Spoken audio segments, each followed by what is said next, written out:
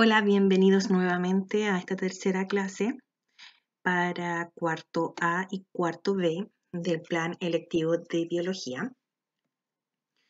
La clase de hoy está relacionada con lo que es la membrana plasmática. Nosotros estuvimos viendo ya las células y vamos a conocer a mayor profundidad esta estructura muy importante para la célula eucarionte de origen animal. El objetivo de esta clase es que ustedes logren comprender el significado de la membrana como estructura que relaciona la célula con su entorno de manera dinámica y continua. También que ustedes logren comprender los conceptos de gradiente de concentración, transporte pasivo y activo. Vamos a hacer un resumen de la clase anterior. Dijimos que existe una célula que es la unidad fundamental, estructural, que compone cada ser vivo. Y estas se dividen en dos grandes núcleos, que son las células eucariontes y las células procariontes. Dentro de las células eucariontes encontramos las de origen animal y las de origen vegetal. Existen organelos que son exclusivos de estos tipos de células. En el caso de la célula animal tenemos los centriolos, que son exclusivos de la célula animal, y en el caso de las células vegetales están la pared celular, los cloroplastos y las vacuolas. Dentro de las células procariontes dijimos que no habían organelos membranosos, sino que habían estructuras que ayudaban a estas células procariontes, como en el caso de los ribosomas, que también nosotros los encontramos tanto en células animales como vegetales. Dentro de estas estructuras también tenemos los organelos como el retículo endoplasmático rugoso y liso, el aparato de Golgi, las mitocondrias y los peroxisomas, que lo comparten tanto las células eucariontes como las procariontes. Una introducción. La célula constituye la unidad fundamental de todos los seres vivos. Como tal, establece relaciones con su entorno a través de la membrana celular. Esta estructura es una unidad que presenta un comportamiento variable, concepto conocido como una permeabilidad selectiva. ¿Qué quiere decir esto? Que la membrana plasmática no acepta todo tipo de sustancias que ingresen al interior de la célula, sino que es selectiva. Esta capacidad para variar su conducta la hace indispensable para mantener la homeostasis del medio intracelular y extracelular. ¿Cómo estará esta ensalada unas horas después? No sé si ustedes han observado que cuando nosotros hacemos una ensalada, al paso del tiempo, por ejemplo, la lechuga se vuelve diferente a como nosotros la preparamos al principio.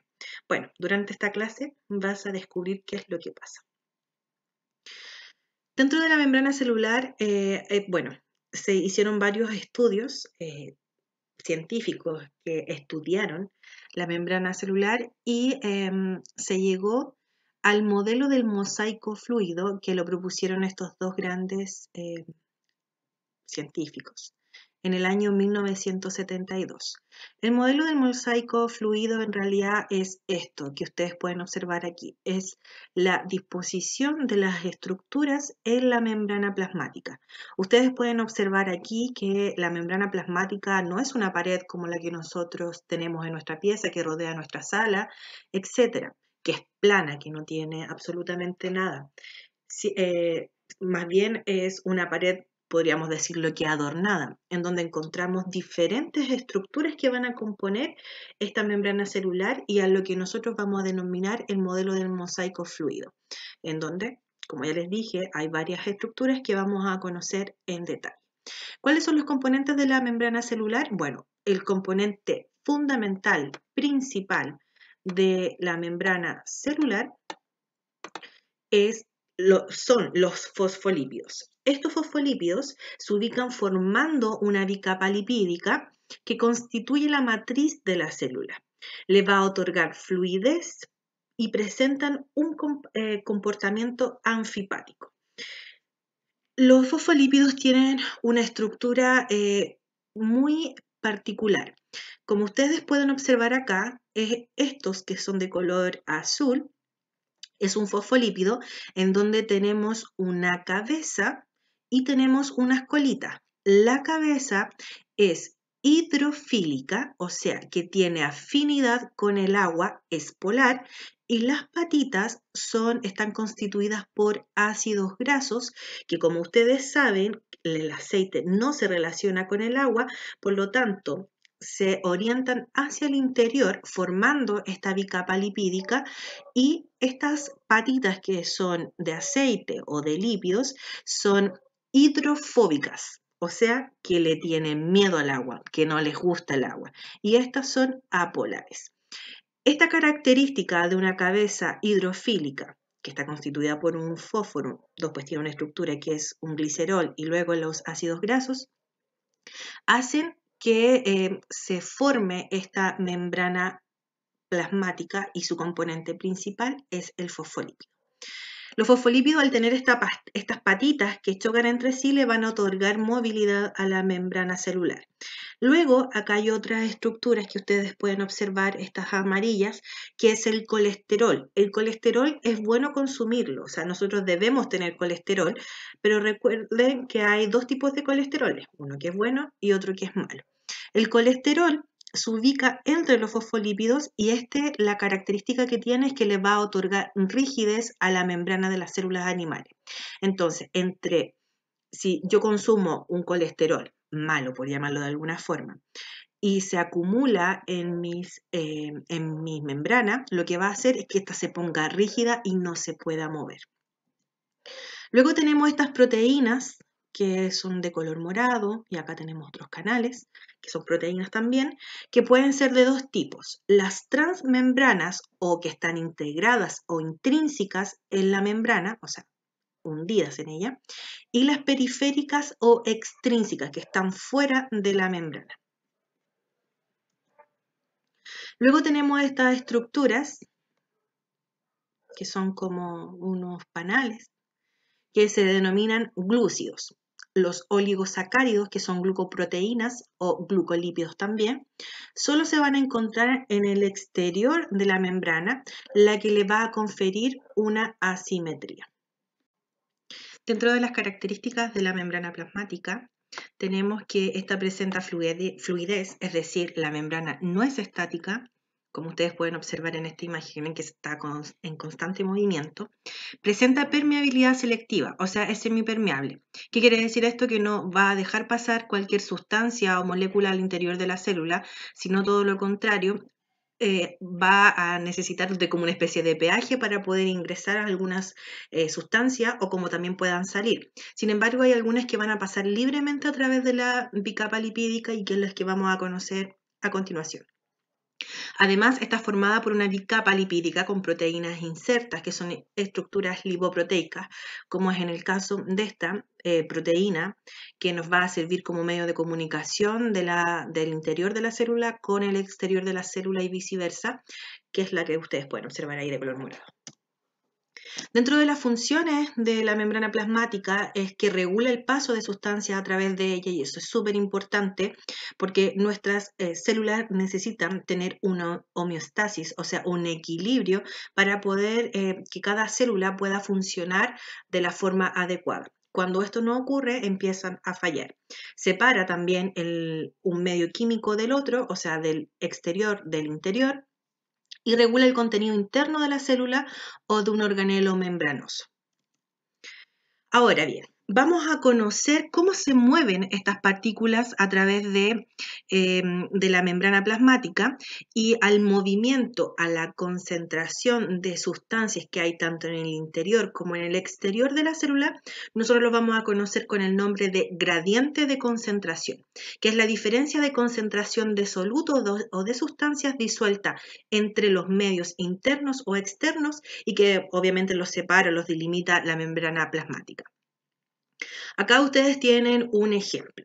Tenemos la membrana plasmática representada aquí, tenemos una porción externa con una cierta cantidad de sustancias o solutos y la porción interna con esta cantidad de solutos o sustancias. La pregunta es, ¿en qué dirección creen ustedes que se debe mover la sustancia para que no exista un gasto energético? Quizás va a ser un poco obvia la respuesta. Y lo que quizás ustedes pensaron es lo correcto. Las sustancias tienen que moverse a favor del gradiente de concentración. ¿Qué quiere decir eso?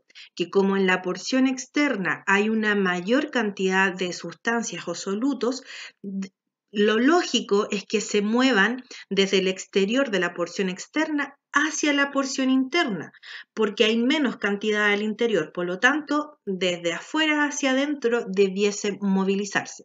Es como lo mismo cuando nosotros no sé, por ejemplo, en el colegio, cuando toca el timbre, ¿qué es lo lógico que nosotros hacemos? Salir hacia el patio, ¿cierto?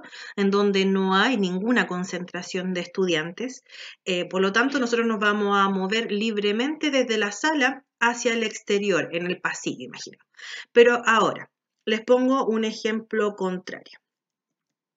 Bueno, como ahí ustedes pueden observar, van a ingresar hacia el interior de la célula.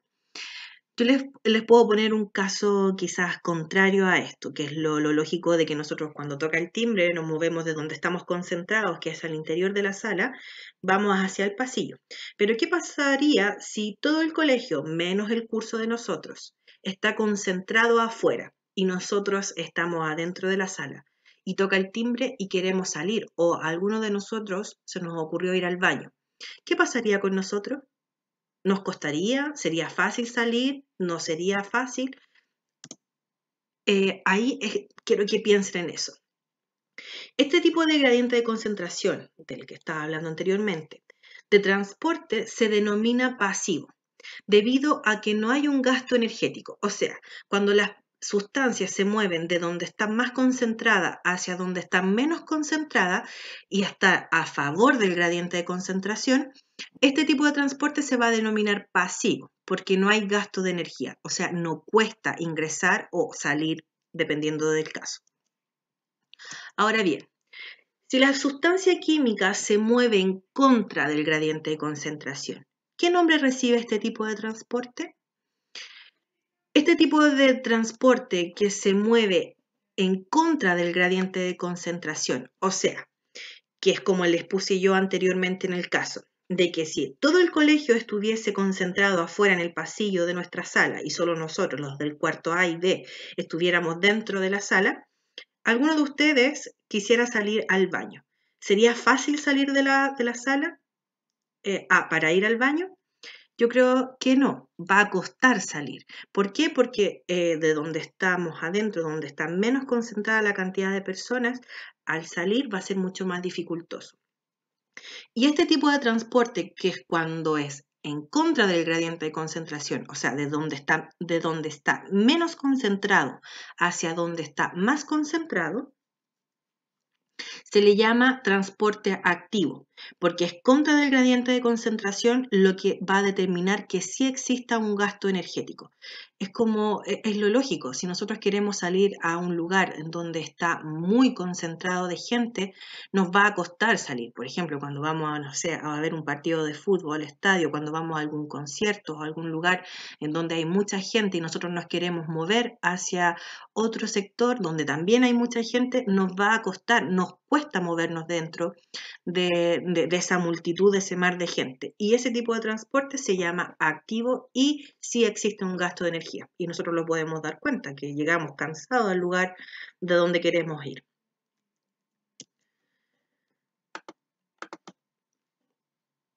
Acá podemos observar un tipo de el gradiente de concentración. Ahora, no sé si lo quieren ver de nuevo. ¿Cómo se movieron estas pelotitas? ¿A favor o en contra del gradiente de concentración? A ver si lo podemos ver de nuevo.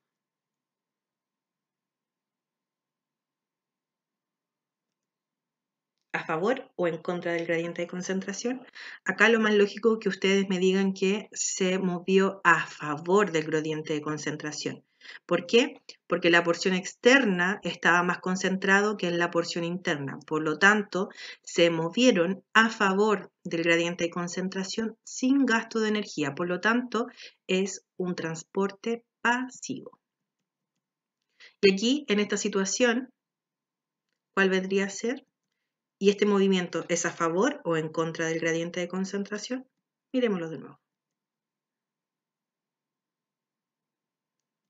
Si su respuesta fue en contra del gradiente de concentración, entonces están en lo correcto, porque en la porción interna había una menor concentración de solutos que en la porción externa. Por lo tanto, se movieron en contra del gradiente de concentración con un gasto energético. Por lo tanto, es un transporte pasivo.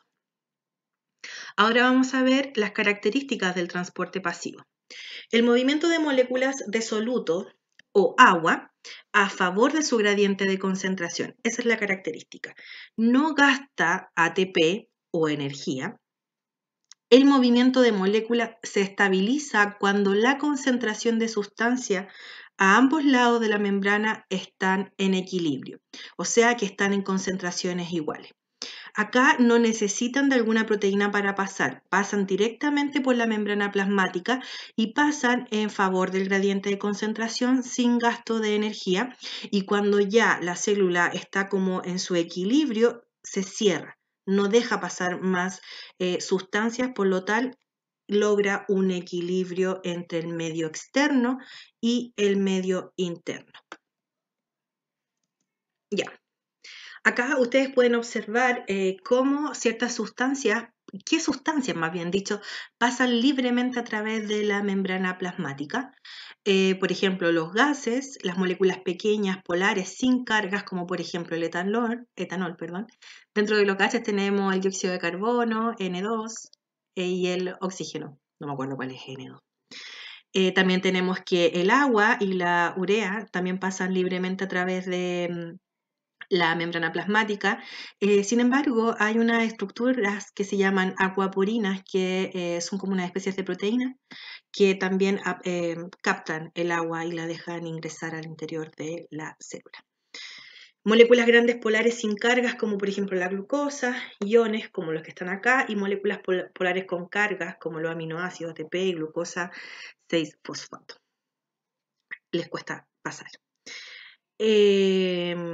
Dentro del transporte pasivo tenemos la difusión simple, que son los movimientos de moléculas de soluto a favor de su gradiente de concentración. Las sustancias van a atravesar la membrana a través de la bicapa lipídica por espacios llamados poros. Usan este tipo de transporte las sustancias pequeñas o apolares que son liposolubles. Ejemplo, el oxígeno, dióxido de carbono, urea y alcohol. Dentro del transporte pasivo, dice, ¿qué elementos entonces eran capaces de moverse directamente a través de la bicapa lipídica? Teníamos el oxígeno, el dióxido de carbono y el alcohol. Seguimos. ¿Qué elementos atraviesan la membrana ayudados por las proteínas de membrana? Para que recuerden, las sustancias con cargas eléctricas, sustancia con un mayor peso molecular, etc. El transporte pasivo, también dentro del transporte pasivo tenemos la difusión facilitada, que se lleva a cabo gracias a las proteínas de membrana. Existen dos tipos, a través de canales iónicos para sustancias pequeñas como con carga, por ejemplo los iones como el sodio, el calcio, el cloro, etc. Y también a través de carrier o permeasas, que son como una especie de proteínas también, como canales en realidad, para sustancias que son polares de mayor tamaño, por ejemplo la glucosa. Recuerden que este tipo de transporte pasivo es a favor del gradiente de concentración y sin gasto de energía. Y dentro de este transporte pasivo está también la difusión facilitada, que son estructuras o sustancias más bien grandes o con cargas que no van a pasar tan simplemente por la membrana plasmática, sino que necesitan de pequeñas estructuras para poder pasar. Acá tenemos el transporte pasivo, los distintos características o más bien los distintos tipos de proteínas que ayudan al paso de las sustancias a través de la membrana plasmática. Tenemos la difusión simple, en donde no hay gasto de energía, y tenemos la difusión facilitada también, que es dentro del transporte pasivo, que necesita de proteínas para poder ingresar, y tenemos las moléculas grandes como la glucosa y también los iones, o elementos cargados positiva o negativamente. Entonces, dentro del transporte pasivo tenemos la difusión simple y la difusión facilitada. Difusión simple pasa libremente a través de la membrana plasmática, y la difusión facilitada necesita o requiere de carriers o proteínas para poder ingresar al interior o salir al exterior de la célula. Tenemos los canales iónicos y los carrier o permeasas. Los canales iónicos son exclusivos para los iones o elementos cargados, y los carrier o permeasas son para las moléculas más grandes. Dentro del transporte pasivo también tenemos otros tipos de transporte, como por ejemplo el cotransporte, que permite la traslación simultánea de dos moléculas entre ambos lados de la membrana. También tenemos el simporte, que es cuando dos moléculas viajan en el mismo sentido. Por ejemplo, en este caso, en este momento están viajando los dos en el mismo sentido, tanto como hacia afuera, hacia adentro. Y por último, tenemos el antiporte, que se refiere a cuando las moléculas viajan en sentido contrario simultáneamente. ¿Ya? Dentro del transporte pasivo también tenemos la osmosis, que es el movimiento de moléculas de agua a favor de su gradiente de concentración. Recuerden que todos estos movimientos son a favor del gradiente de concentración, por lo tanto no utiliza o no gasta energía en forma de ATP. El agua se moviliza a través de la bicapa fosfolipídica, esa es su mayor característica. Bueno, acá el agua, acá tenemos una imagen donde está la membrana plasmática. En el exterior, en la porción externa, hay una mayor cantidad de agua que en el interior, por lo tanto, va a pasar directamente por osmosis a través de la membrana celular a favor del gradiente de concentración y no va a gastar energía. ¿Ya?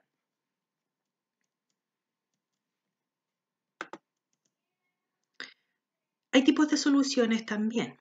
Tenemos, como ustedes quizás ya saben, una solución está compuesta por un solvente más un soluto.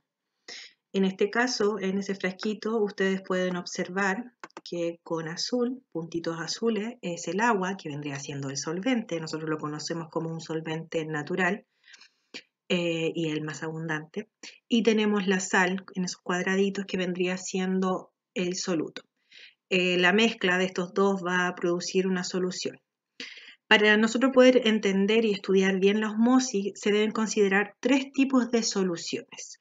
Las soluciones que son hipotónicas, o sea que hay una baja concentración del soluto.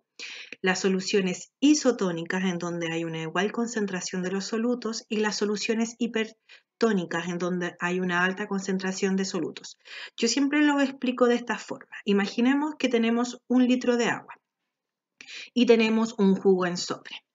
Una solución hipotónica es este litro de agua con la mitad del sobre de jugo. Recordemos que un sobre de jugo se disuelve en 1 litro de agua para que quede bien.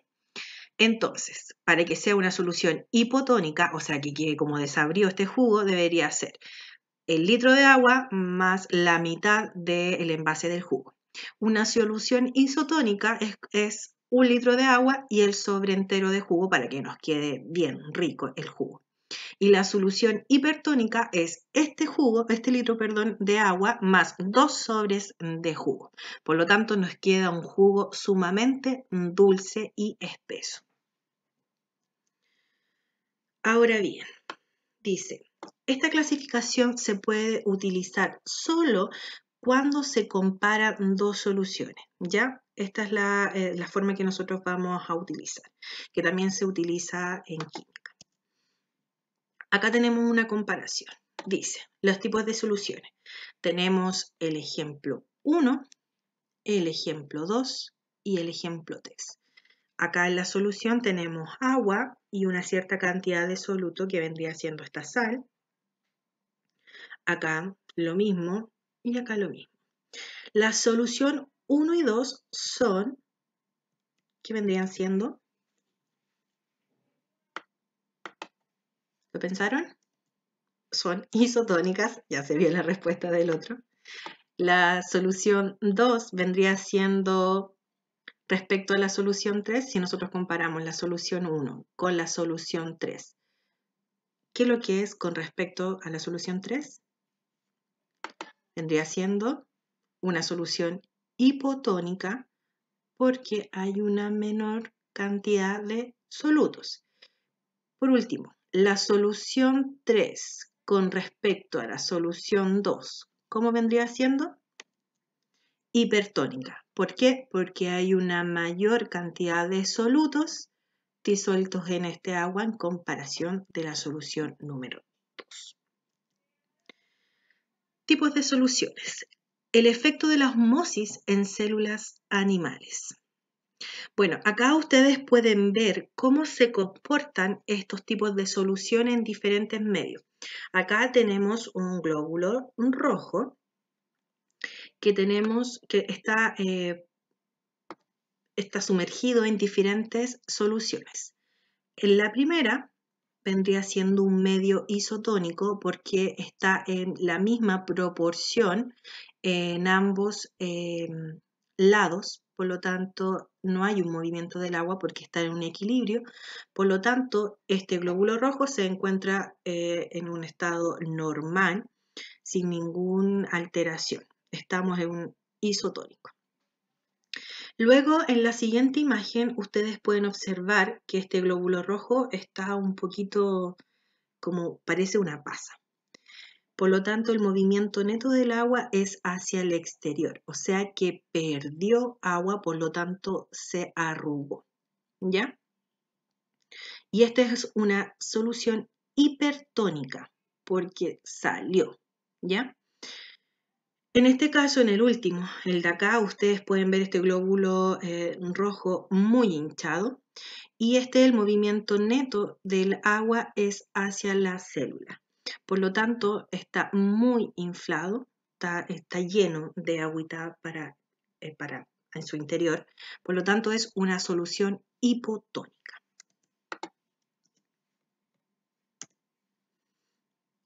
Ahí está, glóbulo rojo. Estamos normal en el primer ejemplo. Acá hay una crenación, o sea que perdió líquido.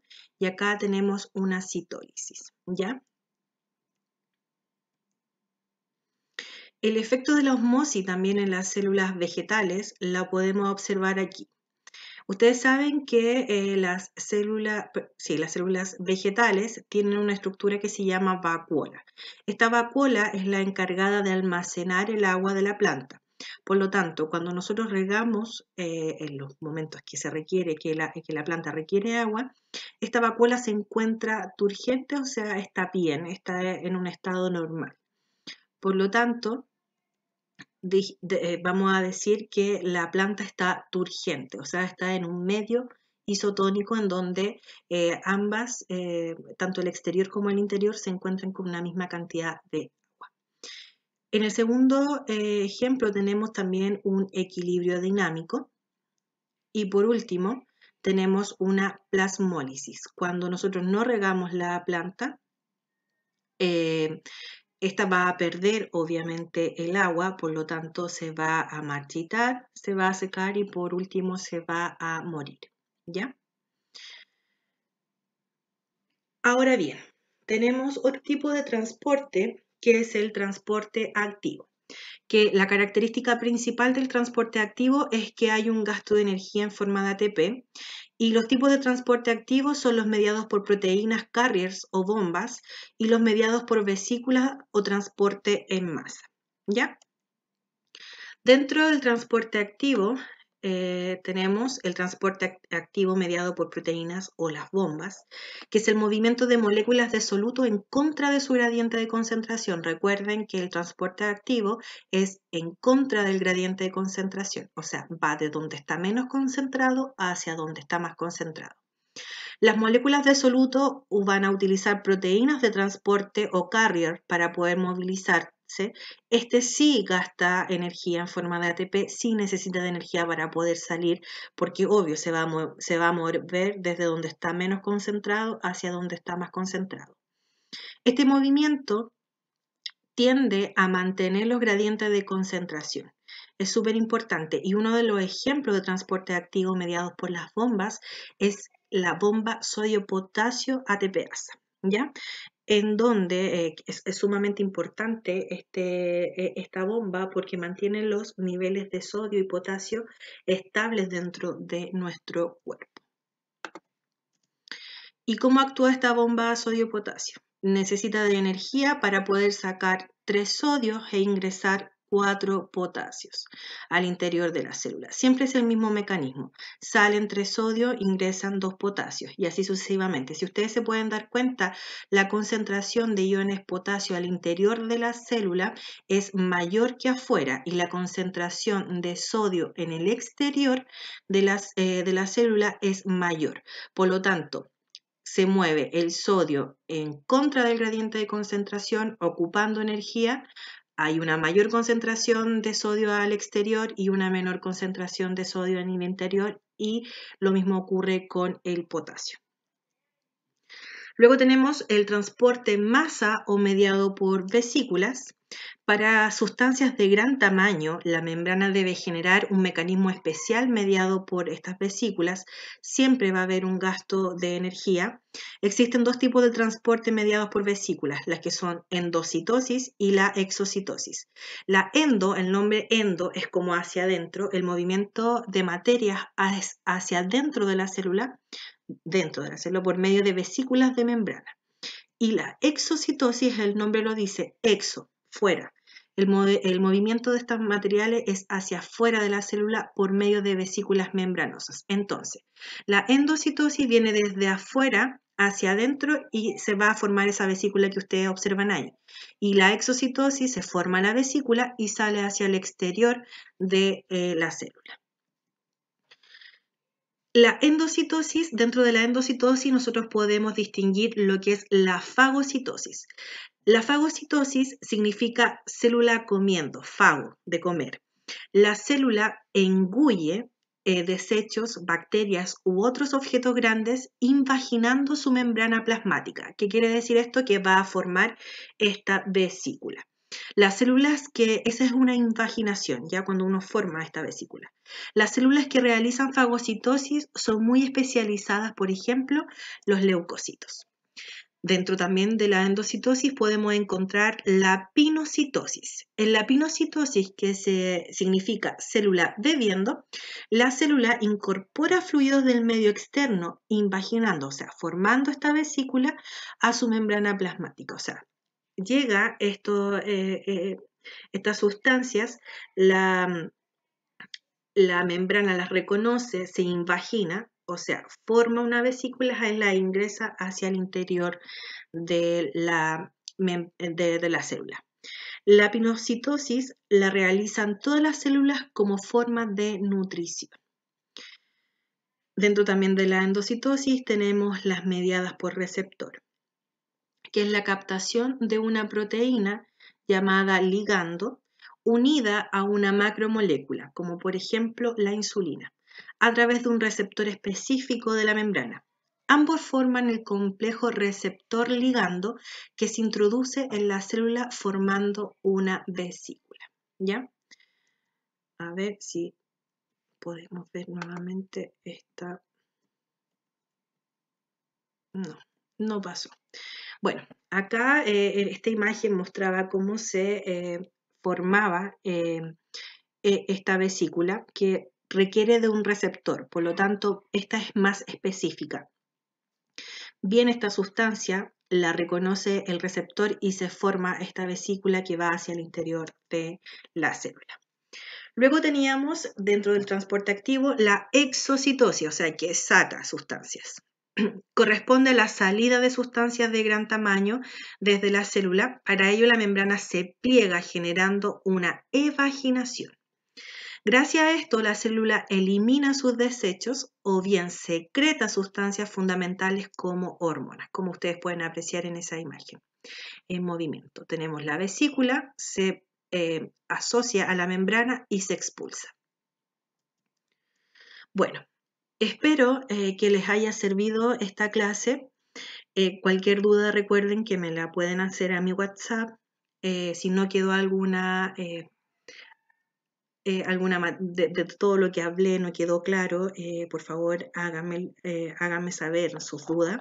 Escríbanme al correo, al WhatsApp. Les voy a dejar también un link en donde pueden ir a practicar. Voy a hacer una evaluación de toda esta materia a través de una aplicación que se llama DatQuiz, en donde les voy a dejar el link directo. También les voy a dejar el código para que puedan acceder a esta evaluación. Ustedes tienen que buscar su nombre en esta página y contestar las preguntas que se les van a realizar. Cualquier duda, recuerden hablarme. Que estén muy bien, cuídense.